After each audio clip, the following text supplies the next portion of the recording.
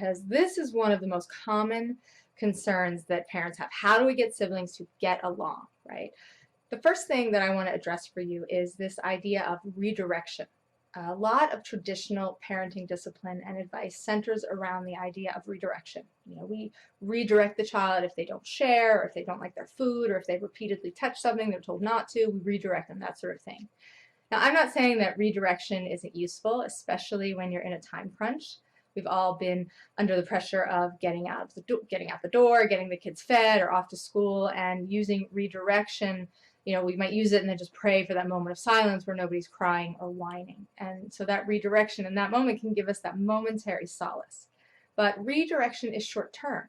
It can be a crutch if we rely on it, because it totally misses what our children need us to recognize, which is their feelings and their needs. I know I do a lot of talking about feelings and needs, but it's because that's what drives behavior. So I want us to stop running around putting out behavioral fires to engaging our children in the process of managing their emotions. This is where all success and learning springs forth from. But it doesn't happen automatically. We have to talk to kids about what they're feeling. What do we lose when we focus on redirection? Well, we lose the opportunity to connect deeply with our children. And I know that in that rush of life, we can really get lost in the daily grind, the routines, the breakfast, the homework, the chores.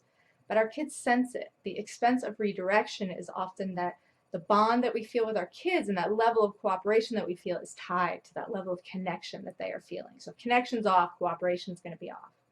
And I know to watch your kid process his feelings might seem inconsequential or a waste of time, but what you're seeing in your child is really giving you valuable insight into what your child is feeling and needing.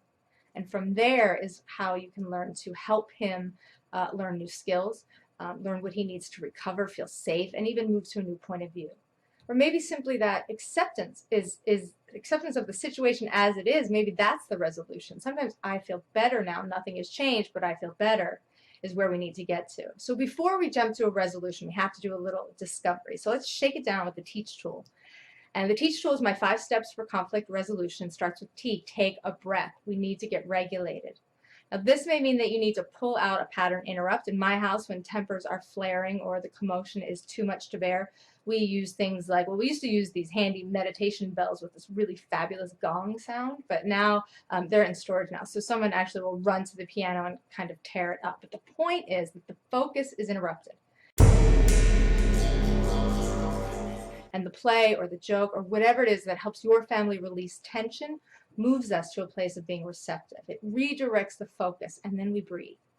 Say to your kid, I see that you're hurting. Would you be willing to breathe with me? If you get a no, and 7-year-olds, they might give you a no way, because a kid with an attitude, you have to know, is a kid who's hurting, who's wanting to be seen and heard.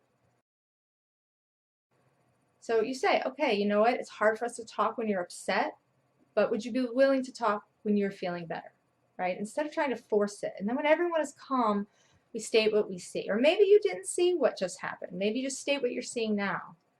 Looks like you're holding Legos in your hand, his building is broken, and he's crying.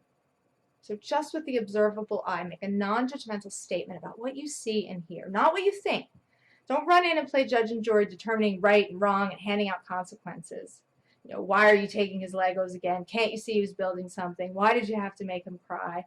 All of these things that we, are knee-jerk reactions to say, but that's likely going to put everyone on the defensive. When we judge, we disconnect. So remember to be conscious of your tone and your attitude. Just state the obvious without your colored perceptions and interpretations, and then move to step 2. Engage and empathize. It seems like you're really frustrated with your brother lately. Your child, he still wants your connection. Even if he resists it or admonishes it with rolling eyes and all of that, he may say, I'm not frustrated. He may reject what you're saying. Don't jump in and say, well, you're acting frustrated. You're holding his Legos. You must have taken them. Just wait. Just be calm. Wait for him to be receptive, or offer more information if you need to. The idea is that you want to create emotional safety so that he can trust you to be a source of comfort, because comfort is what he needs when there's negative behavior. Because negative behavior signals stress in the system, and a stressed system cannot access positive behaviors like logic or planning or self-control. Okay, then we need to move to acknowledging the needs that are missing, what you see or notice. Needs are always going to change and be different, but they're honest and they're important. Maybe his needs are for attention or privacy, or the attention that he just gets from you coming in playing good cop, bad cop may be all that he needs. But that's just a strategy. You can give him better strategies once you recognize what he needs. So be willing to accept your responsibility for your part in it if you think that it's there. I mean, I'm a working mama and I love my work, so I know that my kid bears the brunt of it sometimes as I learn to balance work and her and paying attention to her. But when I validate that for her, when I recognize that, she's really able to access positive behaviors because she feels validated and not judged or less than deserving of my attention because I have to work. Okay, the other thing to look for is be careful of assigning too much responsibility to your older children for the younger ones. I know that we mean well when we tell our older kids that they need to be accepting or understanding of the little ones, or we push them to be good models. But it's a lot to ask of a 7-year-old. When he feels bad, he still needs help coping. If he feels the pressure to be that way for his brother, it can really breed resentment. And in that bad feeling place of resentment, behaviors don't shift. So just stick to what we know we can control, our own feelings, our own needs, and be willing to inquire about his. You know, I'm noticing that you take things from your brother when I'm not around. I'm wondering if you're missing me so much and just wish I could be there. Or, I bet you'd like it if he wasn't always touching your things. Or maybe something like, I'm wondering if you would love it if you had a set of Legos that were all yours and you didn't have to share. Or, you know what, buddy, I know like you've been feeling like you have to share everything and I wish it were different. You aren't allowing behavior. And I'm not even suggesting that you give in or go out and buy an extra set of Legos. Just validate the need for attention, for privacy, for independence, for having his own things. You're saying, I know what you need. I get you. Then you can move to, how do we resolve this? Now, I like to let siblings work it out. And, you can play referee, but don't go in and play the judge. So if the need is for privacy, you know what? We only have one set of Legos. Do you guys have any ideas of how to share them so everyone feels like they can have a turn? Or if the need is for attention, I know that I work a lot and that's affecting you. I'd really like to hear how I can help you so that you don't feel like you have to take things from your brother. You will be amazed at the solutions that kids come up with when they feel like they matter. With connection, you learn about each other. You learn the dance of relationship, how to honor your individual needs in mutually beneficial ways.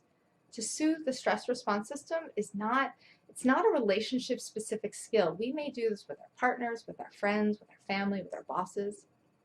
It takes connecting to the experience of another to reach that place of empathy and compassion. It takes connecting with ourselves first.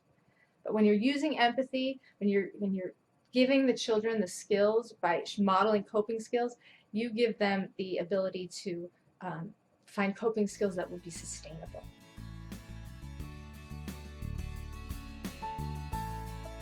So Alyssa, I hope that helped you. Of course, you can always find more tips and tools on the website. And if you found this teachable moment helpful, please share it with a friend or leave a comment down below and share your stories because I love hearing from you guys. Until next time, please remember that it is about consciousness, not perfection.